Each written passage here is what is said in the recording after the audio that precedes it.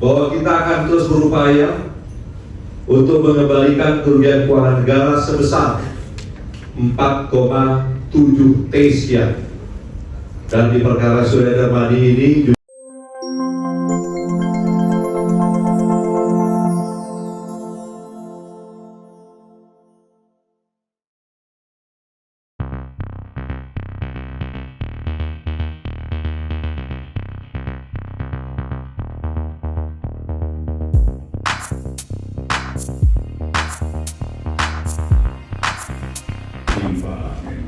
Assalamualaikum warahmatullahi wabarakatuh. Salam sejahtera buat kita semua, shalom. Salam kebahagiaan. Teman-teman sekalian, bahwa sebagaimana yang telah disampaikan oleh Pak Menko, bahwa Kejaksaan diberikan tanggung jawab sebagai leading sektor terhadap desk koordinasi pencegahan korupsi dan perbaikan tata kelola, serta yang kedua adalah desk koordinasi peningkatan penerimaan devisa. Jadi ada dua yang menjadi leading sektor kami. Kemudian memang secara teknis desk ini dibentuk dalam rangka men-trigger, mempercepat pelaksanaan program-program prioritas pemerintah dan peningkatan koordinasi antar lembaga. Itu yang mendukung pelaksanaan ini dilaksanakan. Dan untuk teman-teman sebagai info aja, mulai pelaksanaan hasil kinerja, capaian kinerja dimulai dari bulan tanggal 20 Oktober sampai 31 Desember 2024 untuk seluruh Indonesia. Jadi kami memang meminta untuk melakukan percepatan penanganan perkara di seluruh Indonesia. Yang pertama adalah penyidikan periode 20 Oktober sampai 31 Desember adalah 236 perkara penyelidikan. Kemudian untuk penyidikan 331 perkara, penuntutan 356 perkara, upaya hukum 150 perkara, kemudian pelaksanaan eksekusi 327 perkara, sehingga menghasilkan PNBP adalah 199 miliar. Itu dalam periode 20 Oktober sampai Desember. Kemudian penyitaan uang tunai rupiah sebanyak 5,7 triliun. Maka tadi disampaikan apabila barang buktinya disimpan di sini, yang pertama-tama tentu tempat, yang kedua adalah keamanan, karena apabila bank menyerahkan kembali pada kami untuk dipamerkan di sini, mohon maaf, diperlihatkan pada teman-teman, hampir 1 hari harus menghitung ulangnya. Kemudian nanti kita kembalikan lagi, kita akan menghitung lagi, dan ini memang mohon maaf jadi memakan waktu, tapi dana ini ya ada di ekstrakon BRI. Kemudian uang mata uang asingnya yang dikonvensi itu sekitar 920 miliar. Kemudian emas logam yang dikonvensi itu sekitar 84 miliar. Sehingga total yang tadi juga sudah disampaikan oleh Pak Menko adalah sebanyak 6 triliun 722.786.438.726 rupiah. Kemudian di dalam perkara timah ini kan kerugiannya cukup signifikan. Tetapi titik kerugian yang paling besar adalah kerusakan lingkungan. Kita bersyukur bahwa kerusakan lingkungan itu dapat dibuktikan oleh jaksa di dalam persidangan. Karena biasanya adalah sangat sulit untuk menentukan itu. Dan kita bersyukur bahwa kerusakan lingkungan yang selama ini tidak tertanggulangi, ya, insya Allah dana ini apabila nanti bisa kita ambil dan kita sita, bisa digunakan untuk perbaikan lingkungan. Kalau teman-teman misalnya ultima datanglah ke Bangka, lihat dari pesawat di bawah itu, begitu rusaknya lingkungan itu. Itulah insya Allah dengan dana-dana yang ada, apabila nanti dapat bisa dikembalikan, bisa untuk dikembalikan kepada pemerintah untuk perbaikan lingkungan akibat dari pertambangan ini. Dan dalam rangka itu kita menetapkan 5 korporasi perusahaan timah. Ada 5 korporasi yang akan kami jadikan, dan hari ini akan diumumkan. Ya, perkaranya hari ini diumumkan bahwa perkara ini dalam tahap penyidikan maksudnya, dalam tahap penyidikan. Nanti Jampitsus yang akan menyampaikannya. Yaitu yang pertama adalah PT RBT, yang kedua adalah PT SB, yang ketiga PT SIP, yang keempat PT TIN, dan yang kelima PT PIP. Tentang kerugiannya nanti mungkin akan diperjelas oleh Pak Jampitsus.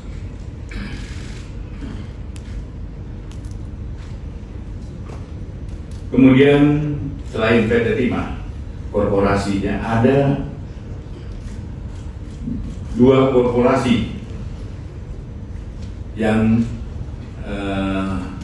akan dijadikan tersangka, adalah berupa pencucian uang, tindak pidana pencucian uang. Yang pertama adalah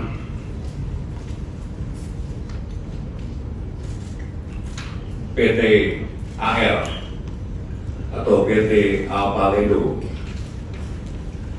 Yang kedua PT MRM atau Motorado Mas. Tapi sebagai ancar-ancar, saya juga sampaikan kerugiannya berapa sih? Kerugian untuk kerusakan lingkungan untuk PT Timah, PT RBT itu 38,5 T. Kemudian PT SB sekitar 23,6 T. PT SIP 24,3 T. PT TIN 23,6 T. PT PIP adalah 42 T. Kemudian untuk Duta Palma adalah pencucian uang. Ada 2 PT ini. Kita memang perhitungan pastinya nanti sedang dilaksanakan oleh Pak Ateng. BPKP itu answer-answernya adalah 73 T. Itu yang pencucian uang dari Duta Palma. Kemudian untuk DES,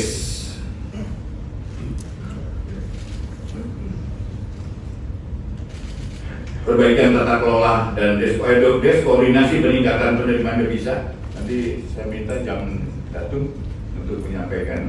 Tetapi untuk sebelum melangkah ke DES yang kedua adalah saya minta Saudara Jampitsus untuk mengumumkan bahwa hari ini ada 7 korporasi yang dijadikan tersangka dan 1 tersangka adalah perorangan. Yang perorangan ini perlu teman-teman tahu, namanya CD, Direktur Utama Aset Pasifik. Siapa dan mengapanya nanti Pak Jampitsus menyampaikan. Silakan. Rekan-rekan media, jadi sebagai tindak lanjut penanganan perkara PT Duta Palma Group, ada penetapan tersangka seperti yang telah disampaikan oleh Pak Jaksa Agung. Ini berdasarkan alat bukti yang cukup dan tentunya ini adalah kepentingan untuk memenuhi nantinya kerugian keuangan negara maupun kerugian perekonomian negara, sehingga perlu dilakukan penyidikan TPPU pencucian uang terhadap yang pertama adalah Sheryl Darmadi. Yang bersangkutan adalah Direktur Utama PT Aset Pasifik dan Ketua Yayasan Darmex. Sehingga ini akan kita proses sebagai tersangka TPPU. Kepentingan TPPU tentunya rekan-rekan media sudah tahu, ini akan kita seluruh data aset-aset yang terkait dari kejahatan pokok yang sebelumnya telah diputus. Yang kedua, ada 2 korporasi yang kita majukan kembali, yaitu korporasi PT Avalindo dan korporasi PT Monterado Mas. Nah, ini tambahan. Korporasi yang lain juga sudah proses sidang dan ada tambahan. Ini pengembangan dari alat bukti dan aset-aset yang telah diidentifikasi oleh penyidik terkait TPPU. Dan ini dalam rangka seperti yang disampaikan oleh Pak Jaksa Agung, bahwa kita akan terus berupaya untuk mengembalikan kerugian keuangan negara sebesar 4,7 T sekian. Dan di perkara Sheryl Darmadi ini juga jaksa menuntut kerugian perekonomian negara sebesar 73,9 T. 2 ini akan kita upayakan melalui proses penyidikan TPPU seperti yang telah kami sampaikan. Yang kedua adalah pengembangan perkara tindak pidana korupsi PT Timah.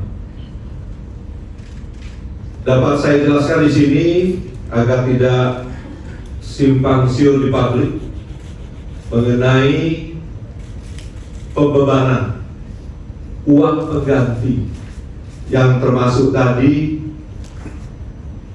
disampaikan oleh Pak Jaksa Agung, dan tentunya publik juga masih bertanya-tanya kenapa nilainya sekian ratus miliar, 200 miliar sekian untuk HP Mumis.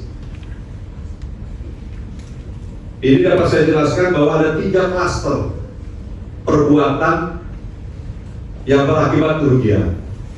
Yang pertama mengenai adanya kerjasama sewa alat atau smelter pihak swasta dengan PT Timah.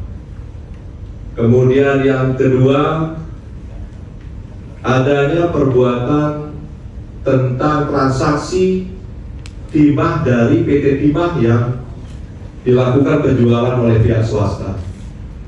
Dan yang menjadi pertanyaan besar di publik adalah kerugian lingkungan hidup atas kerusakan ekosistem ini. Hakim sependapat, saya garis bawahi ya, hakim sependapat bahwa kerugian kerusakan lingkungan hidup ini adalah kerugian negara dalam kualifikasi tindak pidana korupsi. Yang menjadi pertanyaannya adalah siapa yang menanggung kerugian kerusakan lingkungan hidup ini? Oleh karena itu, dari alat bukti, penyidik memastikan peran dan berapa uang yang diterima oleh masing-masing tersangka. Hal itulah yang menjadi pertimbangan bagi jaksa penuntut umum untuk melakukan pembebanan uang pengganti. Oleh karena itu, hasil ekspos, jaksa agung memutuskan bahwa kerugian kerusakan lingkungan hidup ini akan kita bebankan kepada perusahaan-perusahaan sesuai dengan kerusakan yang ditimbulkan oleh masing-masing perusahaan tersebut. dan itu juga sudah ada dalam putusan pengadilan, sehingga ditetapkan yang pertama adalah korporasi PT Refined Bangkatin atau PT RBT. Yang kedua korporasi PT SIP atau PT Stanindo Inti Perkasa.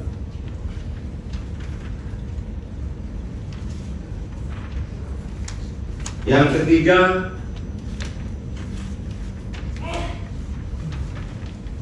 korporasi PT Tinindo Internusa. Keempat PT Sariwiguna Bina Sentosa. 5 CV Venus Inti Perkasa. Supaya tidak simpang siur kembali di publik, tentunya akan ada pertanyaan masing-masing berapa perhitungan kerugian akibat kerusakan lingkungan yang telah dilakukan oleh perusahaan tersebut.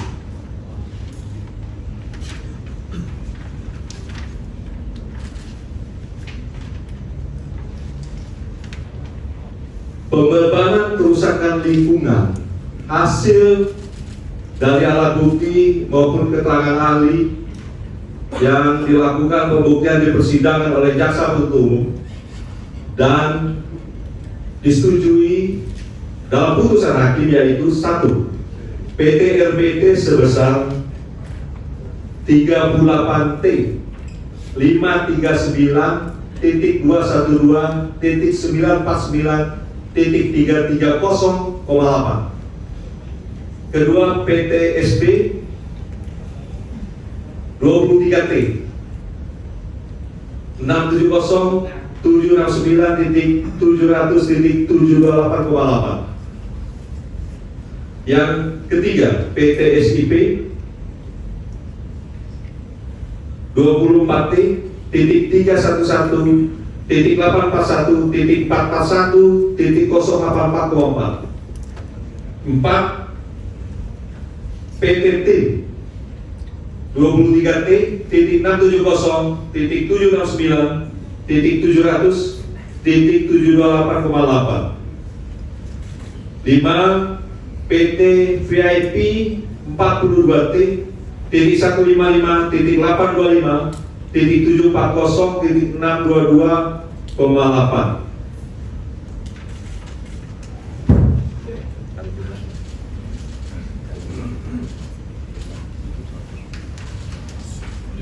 Ini sekitar jumlahnya 152 T. Sisanya dari 271 yang telah diputuskan oleh hakim dan itu menjadi kerugian negara, ini sedang dihitung oleh BPKP. Siapa yang bertanggung jawab tentunya akan kita tindak lanjuti dan akan kita segera sampaikan ke publik. Dan nanti setelah acara ini, apabila tidak ada yang belum ada yang jelas, dapat dipertanyakan kepada kami lagi agar semua menjadi clear dan memahami apa yang menjadi pertimbangan jaksa penuntut umum. Demikian, terima kasih.